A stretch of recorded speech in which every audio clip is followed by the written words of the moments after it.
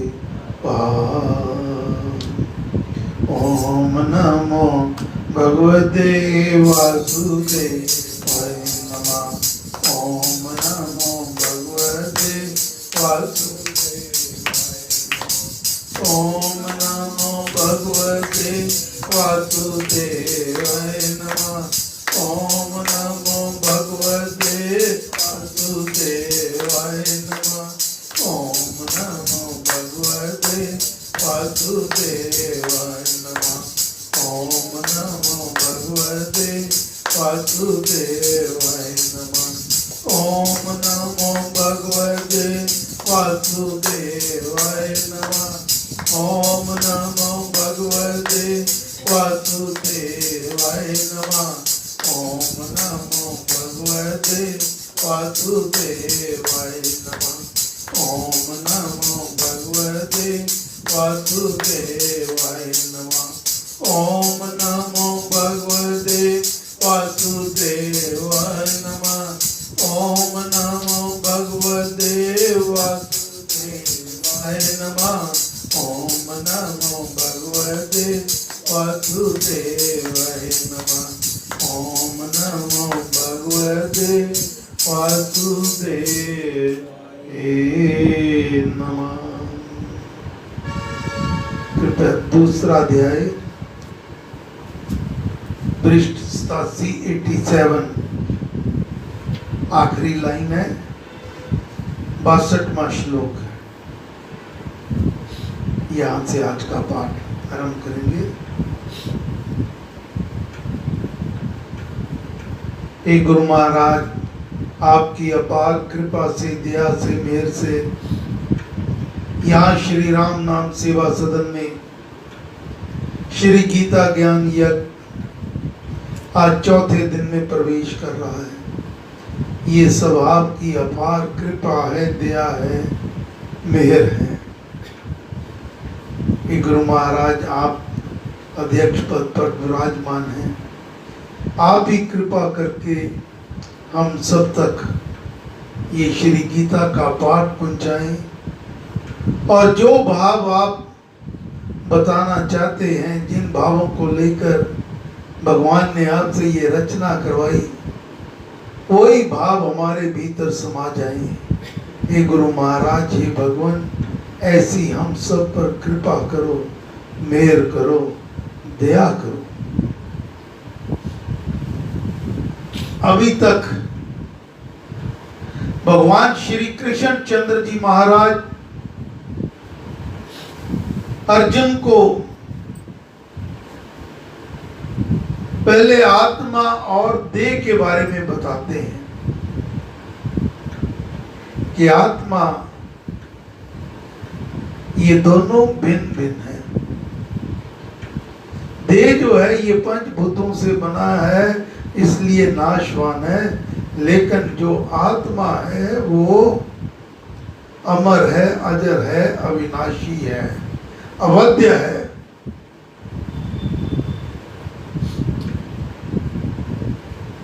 फिर हमें महाराज समझाते हैं कि हमें कर्म, शुभ कर्म करने चाहिए, वह भी निष्काम भाव से। श्लोक नंबर 40 में भगवान कह रहे हैं, शुभ कर्म का अल्प मात्र संस्कार भी कालांतर में आत्मा को जन्म मरण से बचा लेने का कारण हो जाता है। थोड़ा सा भी अल्प मात्र भी अगर शुभ कर्म किया हो तो जन्म मरण से भी हमें बचा लेता है। भक्ति धर्म का सूक्ष्मतर बीज भी यदि अंतःकरण के क्षेत्र में बो दिया जाए तो वह भी अवश्य ही अंकुर ले आता है और समय पाकर एक विशाल वृक्ष बन जाता है। इससे आत्मा का निस्तार निश्चित होता है। जैसे राम जाप भी बहुत उच्च कोटि का शुभ कर्म है। सेवा दीन दुखी की बहुत उच्च कोटि की शुभ कर्म है। इनसे हमारी आत्मा का निस्तार निश्चित है। अब भगवान स्थित प्रज्ञ के बारे में बता रहे हैं अर्जुन को।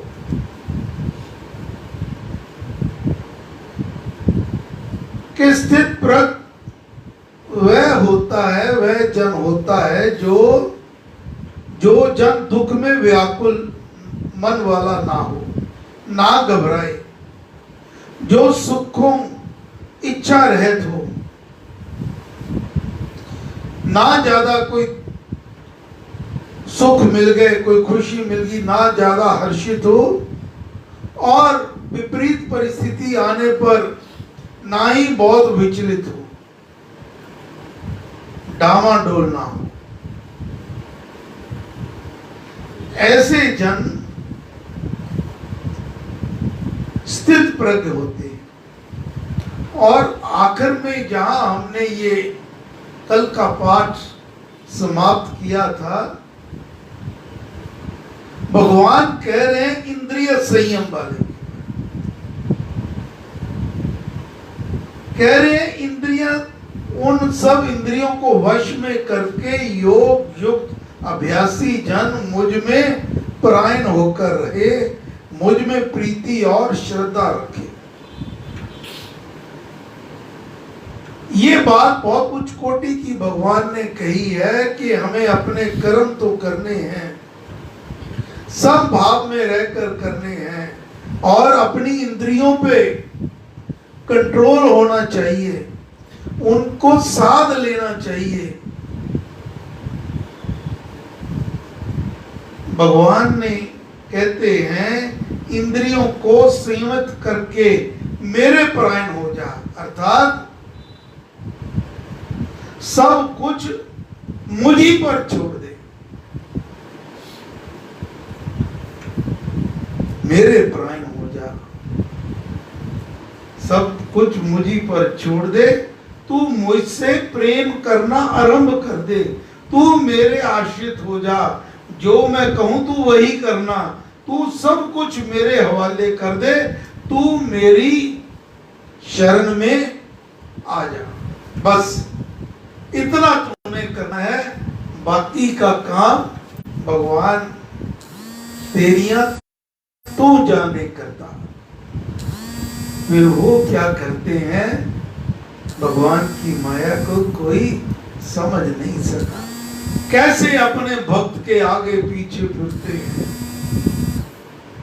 आगे जाकर भगवान गारंटी देते हैं कि ऐसे जन को, ऐसे मेरे भक्त को क्या चाहिए, कब चाहिए, कितना चाहिए, इसका योगक्षेम मैं स्वयं चलाता हूं, अर्थात मैं स्वयं उसको देता हूं और उसकी रक्षा भी करता हूं। हमें तो केवल परमेश्वर के परायण होना है, उससे प्रीति करनी है, श्रद्धा करनी है। अब आप बड़े प्रेम से आज का पाठ आरंभ करेंगे। एक एक स्टेप आगे बढ़ते हुए महाराज समझा रहे हैं अर्जुन को। 22वां श्लोक 87 पृष्ठ, दूसरा काम। असमी मनुष्य के मन में वासना का बीज पड़कर जिस प्रकार पाप का पेड़ बना करता है, उस पर श्री महाराज ने कहा। अब ये बता रहे हैं कि मनुष्य का नाश कैसे होता है। वासना जब हमारे अंदर, उसका बीज हमारे अंदर पड़ गया, फिर वो कैसे हमारा ही सर्वनाश कर देती है। भगवान कह रहे हैं पाप का पेड़ बना करता है, उस पर श्री महाराज ने कहा, बुरे विषयों का चिंतन करने वाले, चिंतन का अर्थ होता है किसी चीज का चिंतन करना, अर्थात उसी के बारे में दिन रात सोचते रहना, सदा उसी का ही ध्यान करना।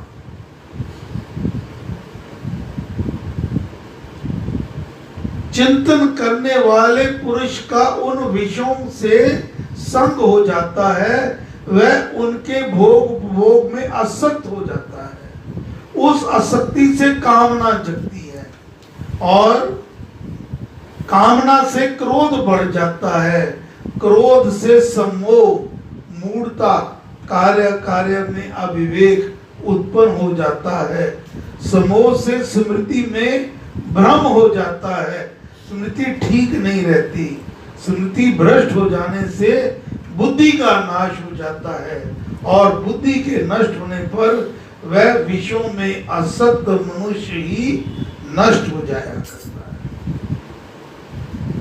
जब हम किसी चीज के बारे में सोचते रहते हैं, फिर उसी की तरफ मन करता है, ये मिल जाए, ये मिल जाए, ये मिल जाए।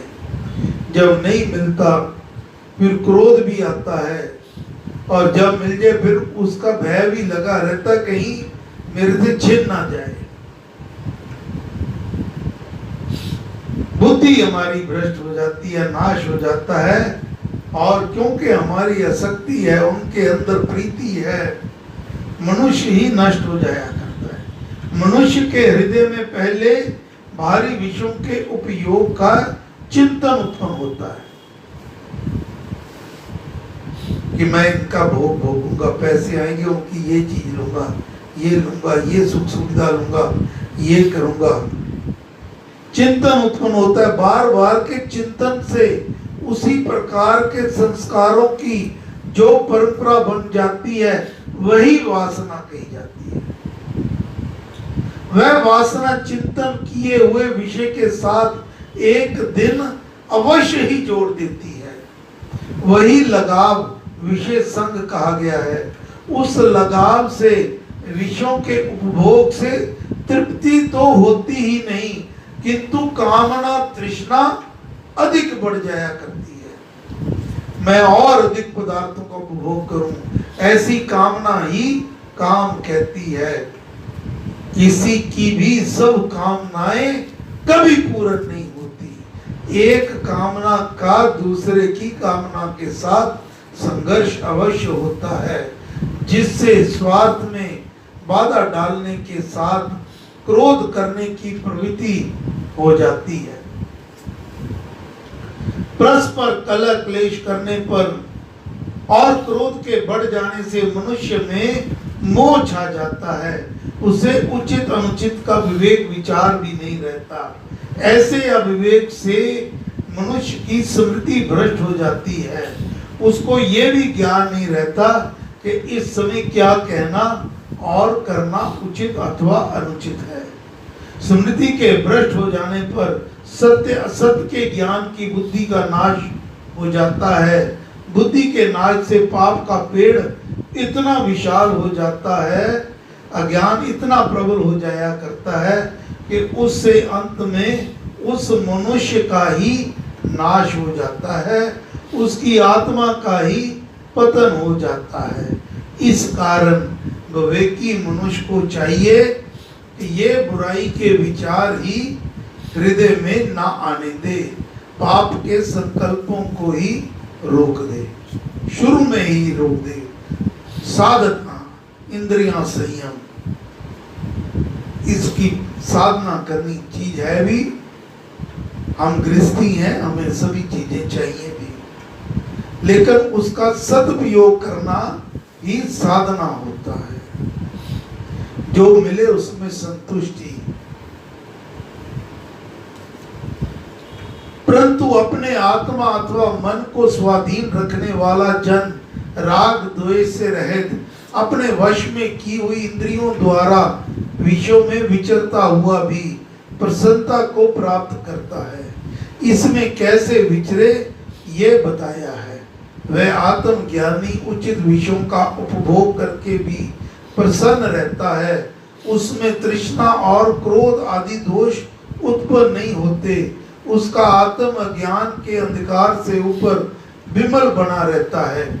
ऐसी प्रसन्नता के होने पर उस आत्म ज्ञानी के सर्व दुखों का नाश हो जाता है। प्रसन्न चित्त जन की बुद्धि तुरंत सुस्थिर हो जाती है। आत्म ज्ञान से, इंद्रियां संयम से, मन को वश में करने से मनुष्य को प्रसन्नता प्राप्त हुआ करती है। कामना के पीछे दौड़ने वाले को तो कभी भी शांति नहीं मिलती। वह सदा ईर्ष्या और क्रोध की अग्नि में जलता रहता है। ऐसे अशांत मनुष्य की बुद्धि भी संशय से, छल से, असत्य से, द्रोह से और स्वार्थ तत्परता से अति चंचल बनी रहा करती है। इस कारण संयम मन की विमलता और चित्त की प्रसन्नता बुद्धि के शीघ्र स्थिर हो जाने के उत्तम साधन है। निष्काम कर्म करने वाले, विषयों में अनासक्त और भगवत भक्त आत्मज्ञानी को ही युक्त योग युक्त कहा है। जो जन योग युक्त नहीं है वह अयुक्त कहा गया है। महाराज ने कहा, अयुक्त मनुष्य की बुद्धि स्थिर नहीं होती और अयुक्त में भक्ति भाव नहीं होता, और जो भक्ति भाव नहीं रखता उसको शांति नहीं होती। अशांत जन को सुख कहां से हो? अगर हम अशांत रहते हैं, महाराज आगे बता रहे हैं कि अशांत प्राणी को सुख नहीं मिल सकता। किसी के साथ जुड़ना मिलना भी युक्तपन है। इंद्रियां संयम द्वारा प्रभु भक्ति पूर्वक कर्तव्य परायणता ही विश्व की आत्मा के साथ मिलने का उपाय है। इसलिए इसे योग कहा जाता है। ऐसे योग से युक्त जन ही स्थिर बुद्धि और भक्ति भावनावान होता है। वही शांति और सुख को लाभ करता है। स्थिर बुद्धि रहित और भक्ति भावहीन जन नाना वासनाओं और कामनाओं की तृष्णा में फंसा हुआ, सदा चंचल चित्त, अशांत मन, अस्थिर बुद्धि दिखाई दिया करता है। अशांत मन वाला मनुष्य दुविधा में पड़ा रहता है, दुखी बना रहता है। वह सदा निराश, हताश और उदास दिख पड़ता है। उसको कहीं भी सुख प्राप्ति नहीं होता। भगवान कह रहे हैं जो प्राणी अशांत रहते हैं, क्या उनकी पहचान है? दुविधा में पड़ा, ये क्यों हो गया, कैसे हो गया, ऐसे क्यों नहीं हुआ, ये क्यों हो गया। इन्हीं चीजों के चक्कर में जो प्राणी पड़ा रहता है वो सदा दुखी बना रहता है। वह सदा, उसके चेहरे पर कभी प्रसन्नता आती ही नहीं, क्योंकि वो तो मन से सदा निराश, हताश और उदास दिख पड़ता है, तो उसको कहीं भी सुख प्राप्त नहीं होता। वह खुद भी दुखी रहता है और जिसके संपर्क में आएगा उसको भी दुखी कर देगा। निश्चय से विषयों में विचरती हुई इंद्रियों के पीछे जो मन प्रेरित किया जाता है, इंद्रियों के साथ भटकाया जाता है, वह इंद्रियों का अनुगामी मन इस साधक की बुद्धि को ऐसे हरण कर लेता है जैसे पानी में नौका को वायु खींचकर ले जाती है। मनोमुखी मनुष्य का मन इंद्रियों के साथ विषयों में दौड़ता रहता है। वह मन साधनशील की बुद्धि को भी बल से खींचकर बाहरी विषयों में ले जाता है। जो मनुष्य मनोमुखी होते हैं, अर्थात अपनी मन मर्जी करते हैं, सदगुरु की शरण में नहीं जाते, ऐसे जो मनोमुखी मनुष्य होते हैं, वह तो उनका मन इंद्रियों के साथ दौड़ता रहता है, कभी भी शांत नहीं होता। जब बुद्धि भी ऐसे मन के अनुसार भटकने लग जाए तो अंतर्मुख होना, प्रशांत चित्त रहना, स्थिरता और समता को लाभ करना महा कठिन कार्य हुआ करता है। इसलिए हे महावीर, जिस धीर जन ने इंद्रियां अपने विषयों से सब प्रकार वश की हुई हैं, उसकी बुद्धि बहुत स्थिर है। प्रत्येक कार्य में बुद्धि का स्थिर होना आवश्यक है। कर्म योग में, कर्तव्य के पालन में, अध्यात्म मार्ग में और भक्ति धर्म में तो बुद्धि का स्थिर होना अतीव आवश्यक कहा गया है। जिस मनुष्य की बुद्धि कर्तव्य कर्म को करते हुए सत्य पर, न्याय पर, उचितता पर, धर्म पर, करने योग्य अपने स्वाभाविक कर्म पर और अपने शुद्ध लक्ष्य पर टिकी हुई हो, वह मनुष्य स्थिर बुद्धि कहा जाता है। राग द्वेष से, सुख दुख से, हानि लाभ से, अनुकूल प्रतिकूल संयोग से, शीत उष्ण से और मान अपमान आदि से भी जो साधक अपने कर्तव्य कर्म का त्याग ना करे, वह स्थिर मति है। ऐसे साधक के लिए सम रहना, द्वंद्वों का सहना, इंद्रियों का संयम और मन का वशीकार बहुत ही उपयोगी साधन है। इन्हीं से स्थिर बुद्धि मनुष्य पहचाना जाता है। सब संसारिक प्राणियों की जो रात है, उसमें संयमी जन जागता है। जिस अवस्था में अन्य प्राणी जागते हैं, वह अवस्था तत्दर्शी मुनि की रात है। वह उसमें सोता है। हास विलास, भोग उपभोग और मोह ममता में फंसे हुए सर्वसाधारण जन विवेक में, विचार में, आत्म चिंतन में, ईश्वर भक्ति में, ज्ञान ध्यान में, सत्य के पालन में, न्याय में, उपकार में और अपने कर्तव्य कर्म में सोए पड़े हैं। उनकी ये रात है। इसमें संयमी जागता है। वह ऊपर के कर्मों में तत्पर रहता है, सत्कर्मों के करने में और आत्मा परमात्मा के विश्वास में उसकी आंखें कभी भी बंद नहीं होती।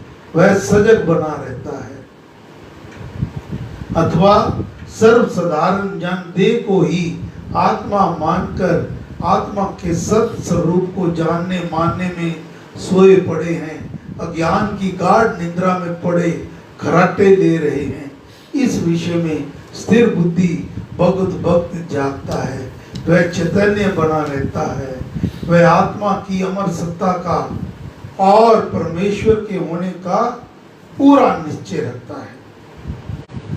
प्राणी प्राय प्राकृतिक पदार्थों की प्यास में, भोगों की भूख में, देह ही आत्मा है। इस जड़वाद में, कामना में, स्वार्थ में, निंदा में, ईर्ष्या द्वेष में, क्रोध अहंकार में तथा वो ममता में ही जागते रहते हैं। इन्हीं में समय व्यतीत करते हैं। सार देखने वाले मुनि की यह रात है। वह इनमें सोया रहता है। उसमें ये बातें नहीं होती। इसलिए तत्दर्शी मननशील सही में ही ज्ञानवान और स्थित प्रज्ञ हुआ करता है। जिस प्रकार सब ओर से नदी नालों द्वारा भरे जाते हुए अचल और मर्यादा में ठहरे हुए समुद्र में आप ही आप पानी प्रवेश करते हैं और वह मर्यादा का लोप ना करके अचल बना रहता है, उसी प्रकार जिस स्थिरमती मनुष्य में सब कामनाएं प्रवेश करती हैं, उसी में शांत हो जाती हैं, उनसे उसकी तृष्णा नहीं उछलती, वह शांति को प्राप्त करता है। कामनाओं की कामना करने वाला शांति लाभ नहीं कर सकता। उदाहरण दे रहे हैं समुद्र का। उसका पानी ठहराव में रहता है। नदी नाले उछाले मारते हुए उसमें जा मिलते हैं, लेकिन वह अपना जो उसका आचरण है उसको कभी भी नहीं छोड़ता, वह अचल बना रहता है। इसी प्रकार जो स्थिरमती स्थित प्रज्ञ है, उसके अंदर वह भी दुनिया में रहता है तो सब कुछ देखता है, सब कुछ सुनता है, सब कुछ करता है, लेकिन वह शांत भाव से रहता है। उनसे उसकी तृष्णा नहीं उछलती, वह शांति को प्राप्त करता है। कामनाओं की कामना करने वाला शांति लाभ नहीं कर सकता।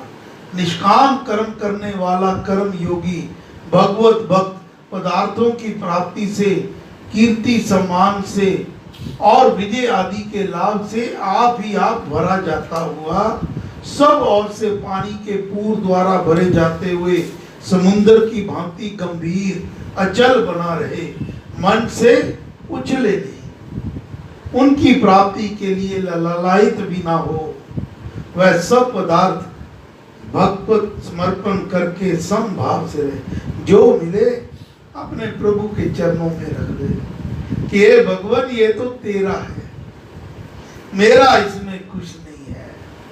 ऐसे जो जन होते हैं और उसकी ममता में ना फंसे, ऐसा मनुष्य ही शांति पाता है। बाहर के विषयों के पीछे भटकने वाला और कामना के पीछे भागते रहने वाला शांति को नहीं पा सकता। जो लालसा रहित मनुष्य सब कामनाओं को छोड़कर और ममता तथा अहंकार रहित होकर विचरता है, सब कर्तव्य कर्मों को करता रहता है, वह निष्काम कर्मी शांति को प्राप्त करता है। अशांत रहने के कारण पदार्थों के रसों की लालसा, स्वार्थपरता और अहंकार है। जो कर्म योगी इन तीनों से रहित होकर कर्तव्यशील बना रहता है, वह भाग्यवान भक्त संतुष्टि और शांति का भागी होता है। जो हम के लिए कर्तव्य कर्म तो हमने करने हैं, ये तो पक्की बात है, पक्का सिद्धांत है, लेकिन कर्तव्य करने के साथ उसकी फलों को त्याग दे, अहम भाव को त्याग दे, अपने आप को प्रभु का निमित्त मात्र मन के राम कार्य जो करता चला जाता है, वह भाग्यवान भगवत भक्त संतुष्टि और शांति का भागी होता है। हे अर्जुन, जो तुझे स्थिर बुद्धि की अवस्था बताई है वह ब्रह्मी स्थिति है, अर्थात ब्रह्म में स्थिर रहने की अवस्था है। इस स्थिति को प्राप्त करके मनुष्य मोह में, ब्रह्म में नहीं पड़ता, उसको संशय अज्ञान नहीं घेर सकता। इस अवस्था में अंत काल मरते समय भी स्थिर होकर मनुष्य ब्रह्म के निर्वाण धाम को प्राप्त कर लेता है। स्थिर बुद्धि कर्म योगी और परमेश्वर उपासक, तीन शब्द। स्थिर बुद्धि जो हर हाल में सम रहे, स्थिर रहे, स्थिर प्रक, कर्म योगी कर्म करने वाला, और परमेश्वर उपासक परमेश्वर को मानने वाला कि एक ही परमेश्वर है, अनेकों के पीछे भागने वाला नहीं, जो एक को मानने के परम पिता परमेश्वर श्री राम एक हैं, उसका उपासक की अवस्था ब्रह्म में रहने की हुआ करती, जिसमें ये तीन गुण हो जाएं, जो कर्म योगी है, स्थिर बुद्धि वाला है और परमेश्वर उपासक है। वह कर्तव्य कर्म करता हुआ समाधि में और ब्रह्म में ही रहता है। ऐसे मनुष्य का लक्ष्य एकाग्र बुद्धि से पार ब्रह्म ही होता है, इसलिए वह नट की भांति सब क्रियाएं करता हुआ लक्ष्य में ही ठहरा रहता है। इस ब्रह्म स्थिति को एक बार भी पाकर मनुष्य फिर मोह में, अज्ञान में ग्रस्त नहीं होता। वह निश्चय पूर्वक जन्म मरण के चक्कर को काट कर पार हो जाता है, उसका कर्म बीज नष्ट हो जाया करता है। ये नारायणी अवस्था यदि किसी को युवा अवस्था में, मध्य आयु में मिल जाए तो उसके अहोभाग्य है। अब लोग तो कहते हैं, बार बार यही कहते हैं कि जब बुढ़ापा आएगा तब हम राम नाम जप लेंगे।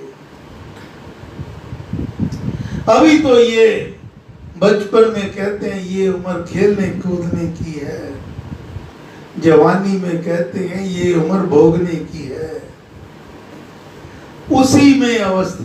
लेकिन भगवान कह रहे हैं जो स्थिति बताई है स्थित प्रज्ञ की, ऐसी नारायणी अवस्था यदि किसी को युवा अवस्था में, युवा काल में अगर मिल जाए, मध्य आयु में, बीच वाली उम्र में, तो उसका अभाग्य, उसके बहुत भारी भाग्य हैं।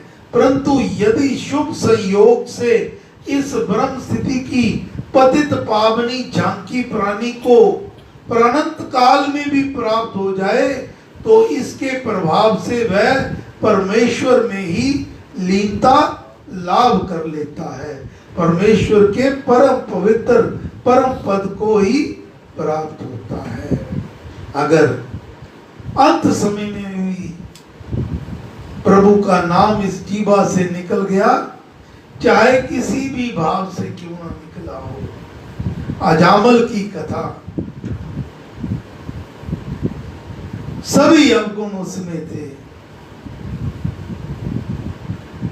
लेकिन एक बार संत आए, संत प्रसन्न हो गए। उन्होंने कहा तू अपने पुत्र का नाम नारायण रख ले। अब पुत्र से मोह हो गया, हर वक्त नारायण नारायण नारायण, चाहे पुत्र के भाव से कहे लेकिन नारायण कहने लगा। और अंत समय जब आया, उसने अपने पुत्र को कह के बुलाया नारायण। इतने में इधर से यमदूत आए हुए थे, उधर से देवदूत आ गए। यमदूत कहते हम इसको लेने आए हैं, लेकिन जो देवदूत थे वो कहते इसने मरते समय नारायण को पुकारा है, इसलिए इसको हम पुष्पक विमान में लेकर जाएंगे। ऐसी है, ये है राम नाम की महिमा। ओम तत्सत। ऐसे श्रीमद् भगवद गीता रूप उपनिषद ब्रह्म विद्यागत योग शास्त्र के अंतर्गत श्री कृष्ण अर्जुन संवाद का सांख्य योग नामक दूसरा अध्याय समाप्त हुआ। तीसरा अध्याय, अर्जुन ने कहा, अब अर्जुन उसको मन को संतुष्टि नहीं हो रही।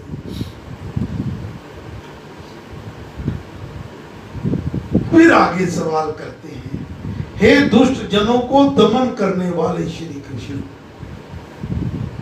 हे जो पापियों से पापी हैं, दुष्ट जन हैं, उनको दमन, उनका नाश, उन हरण करने वाले श्री कृष्ण, यदि तू कर्म से ज्ञान को श्रेष्ठ मानता है तो हे केशव, तू मुझको घोर कर्म में, उग्र छात्र कर्म करने में क्यों लगा रहा है?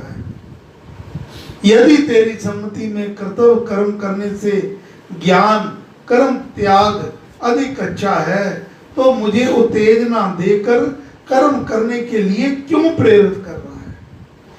कर्म और ज्ञान की प्रशंसा की मिली जुली बातों से तू मेरी बुद्धि को मानो मोह रहा है, उलझन में डाल रहा है। इसलिए ज्ञान और कर्म में जो उत्तम है वह एक निश्चय करके तुम कहो, जिससे मैं कल्याण को प्राप्त करूं। अर्जुन पूछते हैं कि हे भगवान, कभी तो आप कहते हैं कर्म करो, कभी भक्ति योग पे बल देते हो, भक्ति करो, ये मुझे क्यों आपने उलझन में डाल रखा है? कृपा करके जो एक निश्चित करके तुम कहो कि क्या मैं करूं जिससे मैं कल्याण को प्राप्त कर पाऊं। अब भगवान उत्तर में दे रहे। श्री भगवान ने कहा, एक एक शब्द स्वामी जी महाराज, संत श्री भेदी जी महाराज जब इनका पाठ करते सतग्रंथों का तो गदगद हो जाया करते। वो कहते जब गीता का पाठ करो तो भूल जाओ आपके आसपास कौन बैठा है, ये समझो आपका आत्म देव आपके सन्मुख विराजमान है और आत्म देव की खुराक है राम नाम, सदग्रंथों का पाठ, और उसको हम प्रसन्न कर रहे हैं अपने आत्म देव को। आत्म देव हमारा सन्मुख बैठा है और हमने ये गीता का पाठ उसको सुनाना है, उसको हमने रिझाना है, उसको उसकी खुराक देनी है, फिर ये गीता का पाठ सार्थक होगा। और इसमें एक एक शब्द को बड़े ध्यान से सुनना है। भगवान कृष्ण अर्जुन को कितने प्यार करते हैं, वो अर्जुन उनका कितना प्रिय है। क्यों प्रिय है? हे अपने मन के संदेह को ना छिपाने वाले निष्पाप अर्जुन। एक एक शब्द पर ध्यान दीजिए। अपने मन के संदेह, अपने मन में तेरे जो भी संदेह आ रहे हैं, संशय आ रहे हैं, उनको तू छुपा नहीं रहा, छिपाने वाले निष्पाप, तेरे अंदर कोई पाप नहीं है। निष्पाप अर्जुन, सरल निष्कपट भक्त। इस लोक में दो प्रकार की मोक्ष की धारणा मैंने प्राचीन काल में की थी।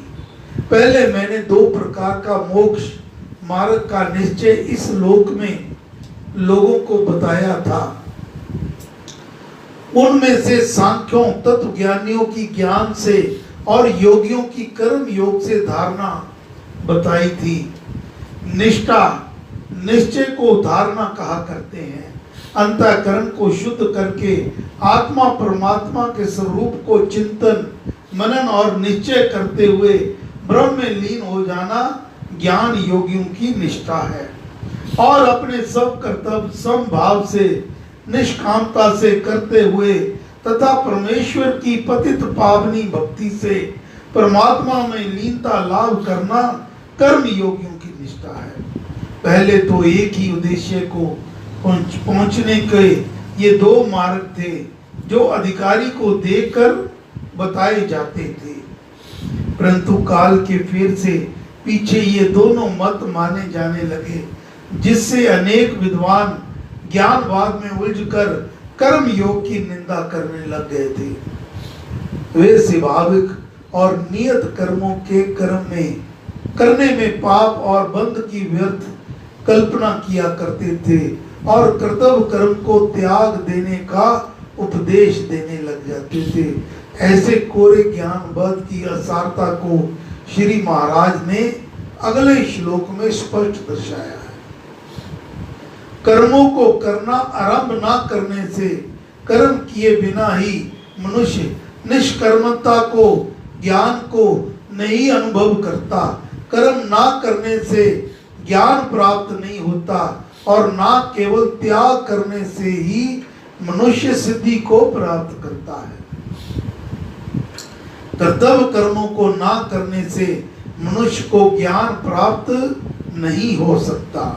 नियत कर्तव्यों के पालन करने के पश्चात ही मनुष्य के अनुभव तथा ज्ञान की वृद्धि होती है। चिंतन और मनन आदि भी तो मानस कर्म ही है। मानसिक और शारीरिक क्रिया किए बिना ज्ञान का होना असंभव है। कर्महीन जन सन्यासी भी नहीं हो सकता। सर्वोत्तम सन्यास तो निष्काम कर्म योग है और अपने आप तक को श्री भगवान की शरण में समर्पण करना है। अब ये व्याख्या कर रहे हैं सन्यास, सर्वोत्तम सन्यास। हम सब गृहस्थी हैं, अपने काम काज को छोड़कर भगवान चोला पहन लें और कहें हम सन्यासी हो गए, तो ये सन्यास नहीं है। अपने कर्तव्य कर्म से मुंह मोड़ लेना कोई सन्यास नहीं होता। सर्वोत्तम सन्यास तो निष्काम कर्म, कर्मों के फल की इच्छा का त्यागना है और अपने आप तक को श्री भगवान की शरण में समर्पण करना। ये कहो ये भगवान मैं जो हूं ये भी तेरा ही हूं। कर्मों का करना क्रिया की प्रवृत्ति मनुष्य में स्वभाव से है। क्रिया का होते रहना सृष्टि का स्वभाव सिद्ध नियम है। इसलिए निश्चय से कोई मनुष्य एक क्षण भर भी कर्म किए बिना कभी नहीं रहता। कर्म तो हम सब करते हैं। सोए होते भी हमारे अंदर ये जब तक हम जीवित हैं, चाहे सांस से चल रही हैं, फेफड़े चल रहे हैं, हृदय चल रहा है, उसकी धड़कन चल रही है, सभी कर्म अपना अपना कार्य कर रहे हैं। इसलिए निश्चय से कोई मनुष्य एक क्षण भर भी कर्म किए बिना कभी नहीं रहता, क्योंकि प्रकृति से उत्पन्न हुए सत्व रज तम गुणों से विविधता पूर्वक सबसे कर्म कराए जाते हैं। प्रकृति के तीनों गुणों की विषमता से सृष्टि चल रही है। सूर्य से लेकर एक परमाणु तक में कंप तथा क्रिया हो रही है।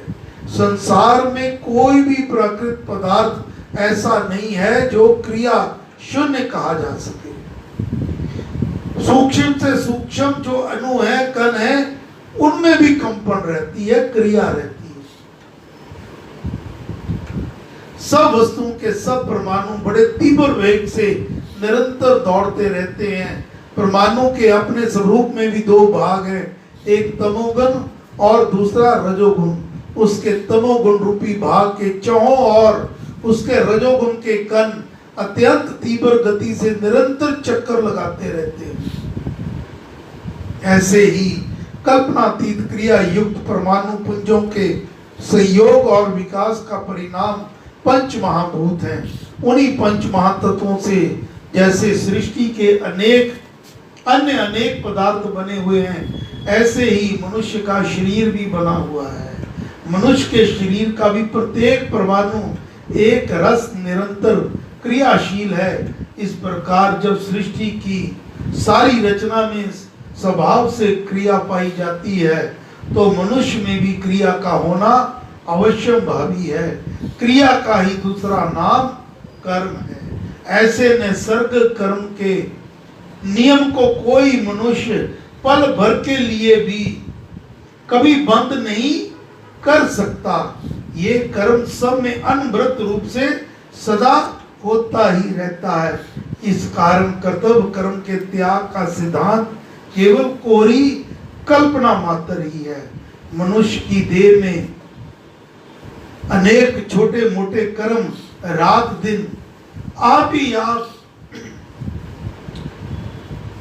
अनवंशन रूप से होते रहते हैं, अपने आप होते रहते हैं। जैसे पहले अभी मैंने बताया, दिल का धड़कना, श्वासों का आना और जाना, फेफड़ों में हरकत, नाड़ियों में धमनियों में हरकत, ये होती रहती है। हृदय का संपंदन, फेफड़ों की क्रिया, आंतड़ियों का व्यापार। हम सुखाना खाया रात को,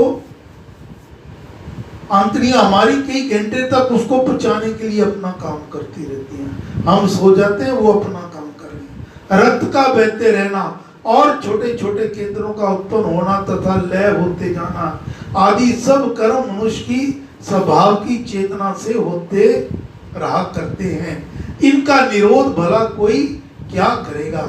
ऐसे असंख्य कर्मों का क्रमश होते रहना ही मनुष्य का जीवन है, जीने की पहचान है। तब ऐसी अवस्था के होते हुए अकर्मवाद का मत अस्वाभाविक ही सिद्ध होता है। कर्मवाद को सृष्टि नियम के विरुद्ध बताकर महाराज ने कहा, जो जन हाथ पांव आदि कर्म इंद्रियों को कर्म करने से रोककर इंद्रियों के विषय को मन से चिंतन करता हुआ, वह मूढ़ आत्मा मनुष्य मिथ्याचारी कहा जाता है। जो मनुष्य वाणी से वचन तो नहीं बोलता, परंतु मन से दूसरे मनुष्यों का अनिष्ट चिंतन करता रहता है, वार्तालाप के लिए कामना करता रहता है, वह मिथ्या आचारवान है। जो मनुष्य हाथों और पैरों का हिलाना रोककर आसन मारे बैठा रहता है, परंतु हाथों और पैरों के कामों का चिंतन करता रहता है, चल कर ग्रहण करके विषयों के देखने, सुनने और चखने आदि को चिंतन किया करता है, उसका ऊपर का कर्म त्याग निरा दिखावा है और बड़ा दंभ ही है। कर्म इंद्रियों को रोककर मन का संयम ना करना झूठा आचार है। महाराज कह रहे हैं कि हम अपने आप को, मन को हमें साधना चाहिए। आंखों को रोक भी लिया, आंखों को बंद भी कर लिया कि हमने कुछ बुरा नहीं देखना, लेकिन मन से वो बातें नहीं जाती। मन में वो आंखें बंद करके भी जिनको हम देखना नहीं चाहते वो चित्र आते रहते हैं। तो और मन में दूसरों के प्रति बुरे बुरे विचार। महाराज कहा करते अक्सर अपने प्रवचनों में, संत श्री वेदी जी महाराज, कि कई बार आदमी ऐसा पाप करता है जिसका दूसरे को कुछ भी नहीं पता होता, क्योंकि उसने हाथ से तो उसका कोई नुकसान नहीं किया, बोल के उसका नुकसान नहीं किया, लेकिन मन ही मन उस दूसरे के प्रति ईर्ष्या भाव, द्वेष रखना, बुरे विचार रखना, वो भी बहुत बड़ा पाप हुआ करता है। और जो संत लोग हैं, महात्मा लोग हैं, जिनकी आत्मा जागृत हो जाती है, ऐसे पाप को वो स्वयं ही जान जाते हैं और स्वयं ही मन वो उसका पश्चाताप भी करते हैं कि हे भगवान, मैंने विचार से दूसरे के प्रति बुरा किया। जहां मैंने किसी को, देवी को देखकर मन ही मन उसके प्रति बुरे भाव आ गए, किसी ने ना देखा ना सुना ना उसने कुछ करा, लेकिन ऐसे जन भी, लेकिन ये काम वही करेगा जिसकी आत्मा जागृत होती है। तो महाराज कहते हैं, आगे फरमाते हैं, परंतु जो विवेकी आंख आदि 5 ज्ञान इंद्रियों को मन से वश करके आसक्त होकर कर्म इंद्रियों से कर्म योग करता है, वह बहुत ही अच्छा है। संसारिक पदार्थों के उपभोग में ही तन को मगन रखना आसक्ति है, ऐसी आसक्ति का ना होना ही आसक्ता है। कल धुन लगाई थी हमने, मैं तो उन संतों का दास जिन्होंने मन साध लिया। महाराज कहते कोई धुन लगाने लगे, मैं तो उन संतों का दास जिन्होंने मन मार लिया। ये शब्द उचित नहीं है। मन को मारना नहीं है, मन को साधना है। सब कुछ आपके पास है, उसके होते हुए भी उसको कंट्रोल से कैसे उसका उपभोग करना है, ये मन की साधना है। हे अर्जुन, तू नियत स्वभाव सिद्ध अवश्य कर्म कर। निश्चय से ना करने से कर्म करना बहुत उत्तम है, और कर्म ना करने से तेरे शरीर का व्यवहार भी नहीं चल सकता। जन्मते ही मनुष्य का जो संबंध माता पिता बंधु जन से तथा क्रमश आयु की बढ़ती में पत्नी पुत्र पुत्रियों आदि तथा देश और समाज के साथ हो जाता है, वह नियत संबंध है। उनकी ओर से जो कर्तव्य होता है वह नियत कर्म है। ऐसे ही ज्ञान की वृद्धि करना और सेवा उपकार आदि करना भी नियत कर्म है। जो कर्म करना मानव समाज के लिए नियम मर्यादा में निश्चित बंधा हुआ है, वह नियत कर्म है। वह कर्म करना धर्म है। कर्म किए बिना तो शरीर की खान पान श्वास प्रश्वास आदि यात्रा भी नहीं निभ सकती। अगर हम बैठे रहेंगे, चलेंगे नहीं, फिरेंगे नहीं, तो हमारा ये जीवन बहुत ज्यादा देर चल भी नहीं पाएगा। कर्तव्य कर्मों का त्याग जो लोग कहा करते हैं, उनका ये मत है कि जो भी क्रिया की जाती है उसका संस्कार कर्ता के अंतःकरण पर, उसका संस्कार कर्ता के अंतःकरण पर पड़ जाता है। वह संस्कार ही कर्मों का बंधन है, उसी से जन्म जन्मांतर होता रहता है। मोक्ष बंधन के नाश से मिलता है, इसलिए मोक्ष चाहने वाले को कर्म का करना छोड़ देना चाहिए। जिससे वह कर्म बंधन से बचा रहे। भगवान कह रहे हैं कि जो ये कहते हैं कि कर्मों का त्याग ना करो, जब आप कोई कर्म करोगे ही नहीं तो अच्छा बुरा कहां से होगा? फिर आपको पाप और पुण्य कहां से लगेंगे? अगर पाप ही नहीं लेंगे तो आपको ये बंधन भी नहीं कोई बांध सकेगा और आपको तो मोक्ष अपने आप मिल जाएगा। इस पर महाराज ने कहा, हे कुंती पुत्र, यज्ञ से भिन्न प्रयोजन के लिए किए गए कर्मों से इस लोक में बंधन होता है। स्वार्थ और स्वर्ग सुख के उद्देश्य से किए हुए कर्म मनुष्य को बांधा करते हैं। भगवान के शब्द देखो कि कर्म को त्याग करने से ना करना कोई त्याग नहीं होता। यज्ञ से भिन्न प्रयोजन के लिए किए गए कर्मों से इस लोक में बंधन होता है। स्वार्थ और स्वर्ग सुख के उद्देश्य से किए हुए कर्म मनुष्य को बांधा करते हैं। इसलिए कर्मों के फल के संग से रहित होकर तू उस यज्ञ के लिए कर्म भली प्रकार कर, निष्काम कर्म कर। दान, पुण्य, सेवा, उपकार, समाज सुधार, दीनहीन जन रक्षा और पालन आदि सभी कर्म यज्ञ कहे गए हैं। ये सारे यज्ञ होते हैं। अगर कोई हम सेवा के लिए कोई समय किसी के लिए दे, कोई समाज सुधार के लिए कार्य करें, दीनहीन जन रक्षा और पालन आदि में जो कर्म है वह सभी यज्ञ है। ज्ञान, ध्यान, आराधन, चिंतन भी यज्ञ ही समझा जाता है। भगवान का नाम स्मरण भी यज्ञ है। अपने सब कर्म भगवान को समर्पण करके उनके करने में अपना अहंकार ना रखकर नियत कर्म करते रहना यज्ञ के लिए कर्म करना कहा जाता है। ऐसे यज्ञ के लिए किया हुआ कर्म बंधन ना बनकर कर्ता के परम कल्याण का कारण कहा गया है।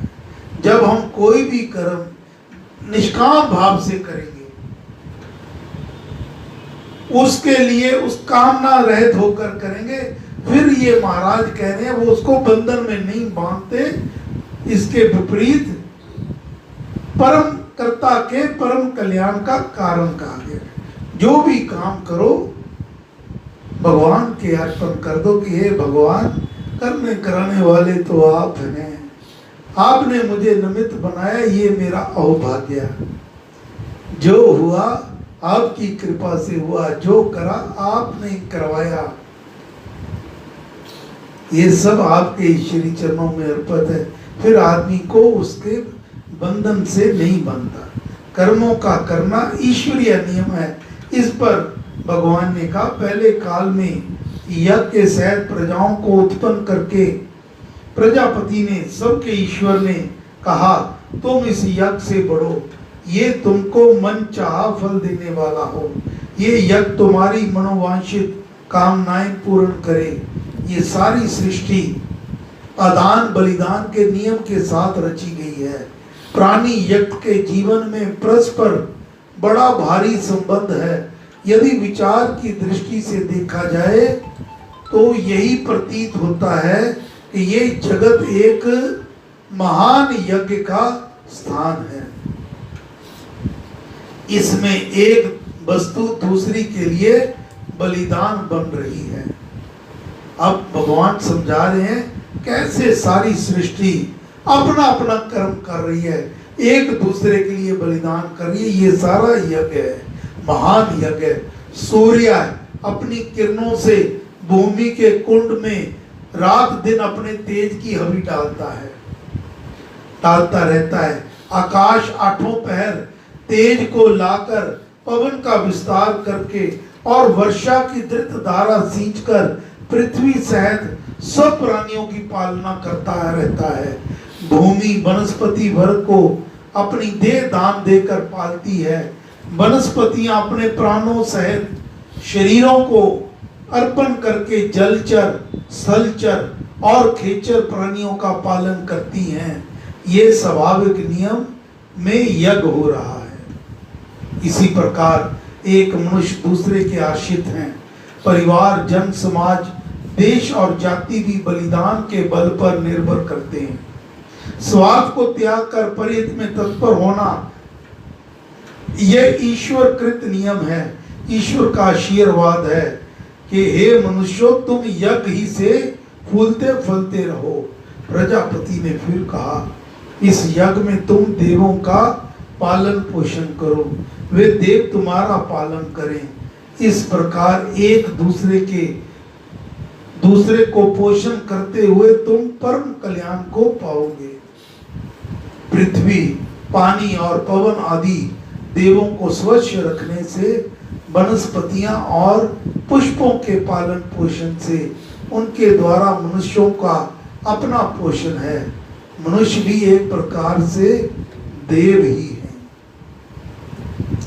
मानव समाज के पोषण से भी मनुष्यों का परस्पर पालन होता रहता है। यज्ञ द्वारा पुष्ट हुए देव निश्चय तुमको मन चाहे भोग देंगे। उन देवों से दिए हुए पदार्थों को जो जन उनको ना देकर भोगता है वह देवों का चोर ही है। अपने भोगे पदार्थों का भाग दान ना देकर पदार्थों का उपभोग करना देवों की और जन समाज की चोरी है।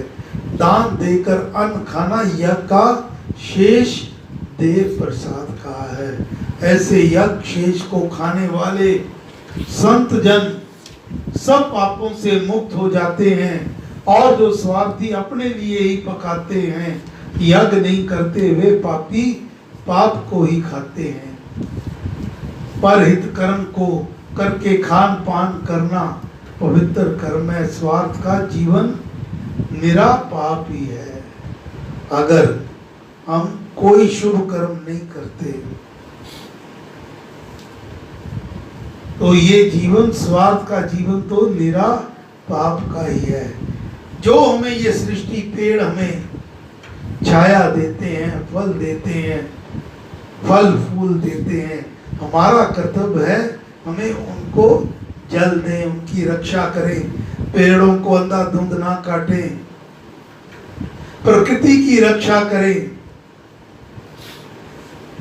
हम तो देख रहे हैं विकास की इस अंधाधुंध दौड़ में कैसे हमने प्रकृति को नष्ट कर दिया। थोड़ी सी बारिश होती है, पहाड़ के पहाड़ गिर रहे हैं, क्योंकि उनको रोकने वाले पेड़ों की जड़ा जो है वो खत्म हो गई है। पेड़ खत्म हो, जो उनको इकट्ठा रखते थे, पेड़ों के जंगल खत्म हो गए हैं। तो हमें इसलिए टेम्परेचर बढ़ता जा रहा है। बड़े बड़े ग्लेशियर बर्फ के वो पिघल रहे हैं, टेम्परेचर बढ़ता जा रहा है। अगर हम इनकी अवहेलना करेंगे तो ये भी हमारी रक्षा नहीं करेंगे। सारा जगत परोपकार रूप यज्ञ के सूत्र में ही पिरोया हुआ है। देखिए, सब प्राणी अन्न से उत्पन्न होते हैं, खाद्य वस्तु वर्षा से होती हैं, वर्षा यज्ञ से हुआ करती है, यज्ञ कर्म से होता है, कर्म वेद से उत्पन्न हुआ तू जान, वह वेद अविनाशी भगवान से प्रकट हुआ तू समझ। इसलिए सर्वत्र विद्यमान भगवान सदा यज्ञ में ही प्रतिष्ठित रहता है। यहाँ शुभ कर्म होते हैं। भगवान ने कितनी बड़ी गारंटी दे रहे हैं। मैं बार बार कहता हूँ, गुरु महाराज से जो सुना कि जब यहाँ जाप होता है, पाठ होता है, सत्संग होता है, यज्ञ होता है, तो भगवान वहां विराजमान रहते हैं। ये गारंटी भगवान श्री कृष्ण चंद्र जी महाराज दे रहे हैं। जहां शुभ कर्म होते हैं, परहित पर सेवा होती है, स्वार्थ त्याग किया जाता है, अपने प्राणों तक को बलिदान बनाया जाता है, भजन पाठ, ज्ञान ध्यान और आत्म चिंतन होता रहता है, वही ज्ञान है। उसी ज्ञान युक्त कर्म में परमेश्वर विद्यमान है। यज्ञ क्षेत्र ही हरि मंदिर है। यज्ञ कर्मों का करना ही उसका पूजन है।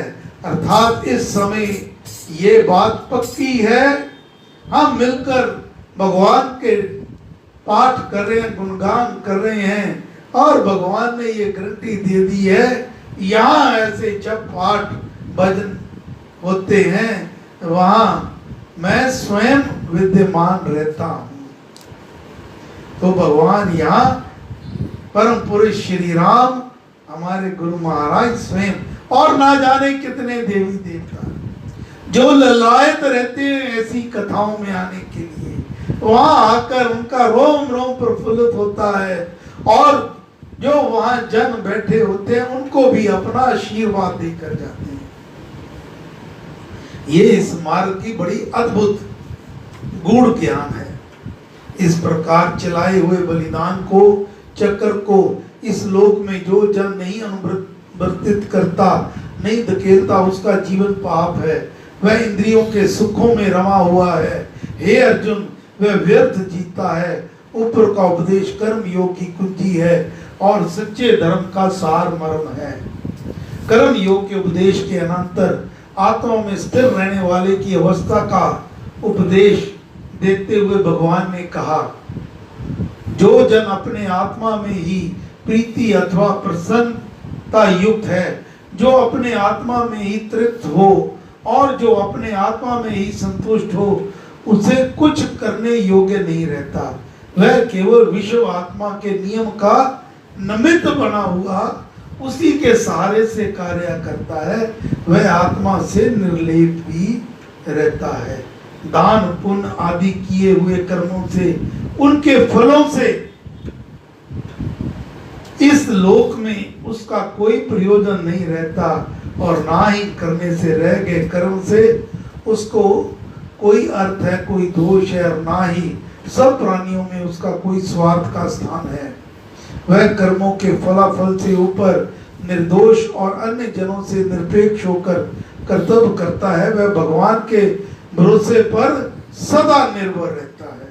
इसलिए कर्म फलों में आसक्त ना होकर करने योग्य कर्म को तुम भी निरंतर भली प्रकार कर, क्योंकि आसक्त मनुष्य कर्म करता हुआ परमेश्वर के परम पद को प्राप्त करता है। आत्मा में स्थित मनुष्य जिस भावना से कर्म करता है उसका निरूपण करके भगवान ने कहा, बड़े प्रताप वाले ऐश्वर्यशाली जनक आदि राजा नीचे से कर्म से ही उत्तम सिद्धि को, परम पद को पा गए। राजा जनक का उदाहरण दे रहे हैं। इतने बड़े ब्रह्म ऋषि, भगवान ने कहा उन्होंने भी कर्म किया, भगवान का कर्म वो करते हैं। अपने आप को जो राज्य भी था वो भी भगवान का, वो कहते मैं तो केवल इसको तेरा निमित्त मात्र हूं, मैं तो तेरे ही कर्मों को दिन रात करता हूं, मेरा इसमें कुछ नहीं है। नीचे से कर्म से ही उत्तम सिद्धि को, परम पद को पा गए थे। मनुष्य समाज का संग्रह, जनता का संगठन तथा भलाई देखते हुए भी तुझको कर्म करना ही चाहिए। जनक, नहुष, मंदाता आदि सभी कर्तव्य पालन से ही सिद्धि को प्राप्त कर पाए थे। तू उनसे कोई अधिक ज्ञानी नहीं है जो कर्म त्याग पर बल दे रहा है। तू भी शिष्ट परंपरा पर चलकर कर्म करता रहे।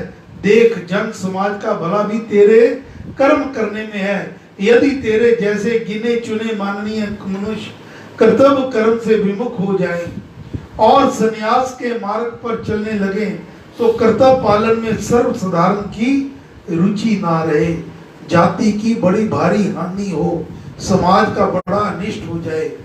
इसलिए शिष्ट प्रति के अनुसार तथा लोक संग्रह की दृष्टि से तुझे कर्म करना ही चाहिए। जो जो शुभाशुभ कर्म श्रेष्ठ जन करता है, अब जो समाज में अग्रणी होते हैं, आगे होते हैं, उनकी जिम्मेवारी और भी बढ़ जाती है। स्वामी जी महाराज 98 वर्ष की आयु में भी बड़ी तीव्रता से माला का जाप करते। वो उनका ये भाव था कि अगर मैं ही ये छोड़ दूंगा तो लोगों के ऊपर क्या प्रभाव पड़ेगा। यहां तक कि भगवान श्री कृष्ण चंद्र जी महाराज ने भी कहा है कि मेरे लिए ना कुछ पाने योग्य, ना कुछ करने योग्य, ना कोई ऐसी चीज जो है जिसकी मुझे लालसा है, लेकिन फिर भी मैं कर्म ही कर रहा हूं, नित्य करता रहता हूं। क्यों? अगले श्लोक में भगवान कह रहे हैं, जो जो शुभ अशुभ कर्म श्रेष्ठ जन करता है, वही कर्म दूसरे लोग करने लग जाते हैं। दूसरे लोगों के लिए वो उदाहरण बन जाता है। साधारण जन तो बड़े मनुष्यों का ही अनुकरण किया करते हैं।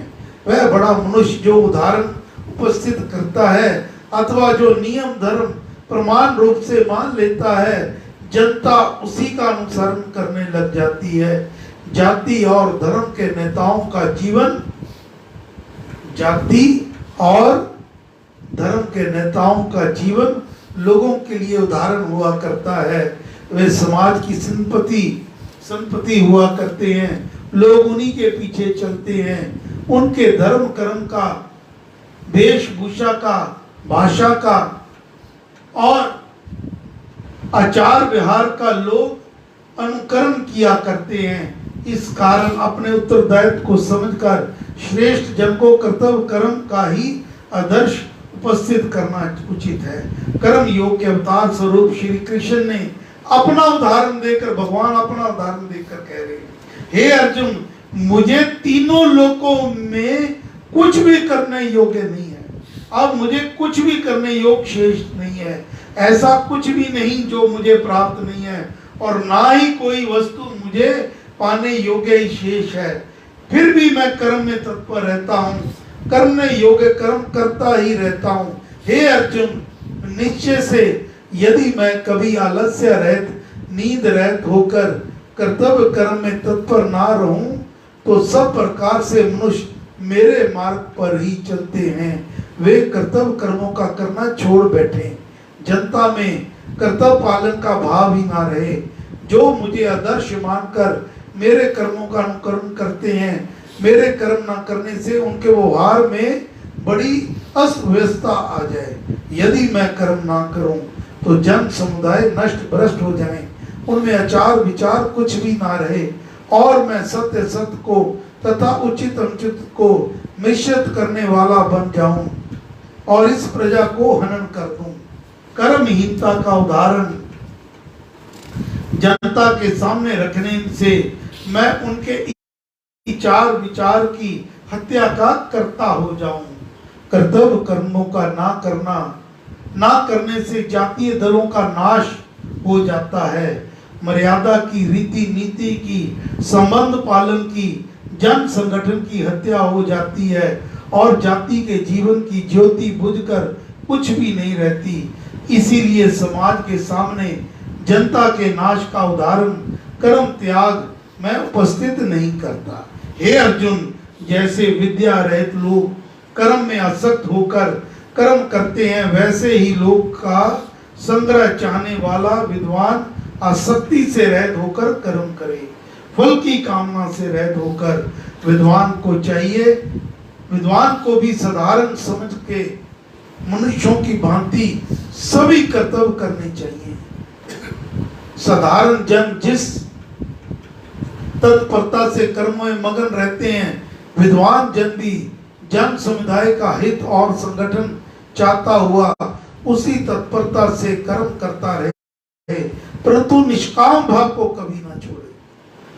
विद्वान मनुष्य को चाहिए कि त्यागवाद तथा संन्यासवाद की व्यर्थ तर्क व्यर्थ से कर्म करने में तत्पर साधारण समझ के मनुष्यों में बुद्धि भेद उत्पन्न ना करे, उन्हें संचयशील ना बनाए।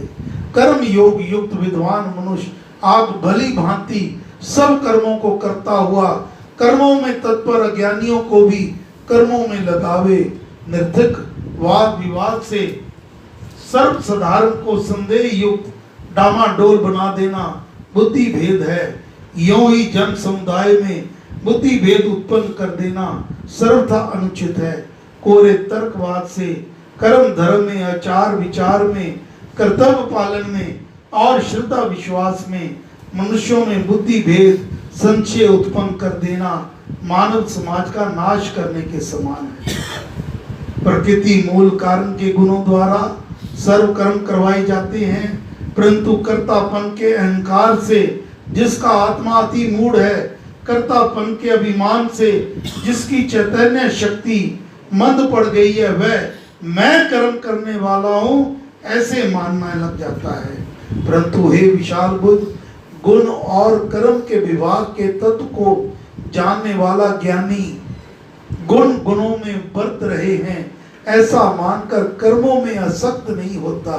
प्रकृति में आवरण करना जड़ता तमोगुण है, क्रिया का होना परिवर्तन और गति रजोगुण है, अपने स्वभाव में रहना, मर्यादा में बरतना और प्रकाश का होना सत्वगुण है।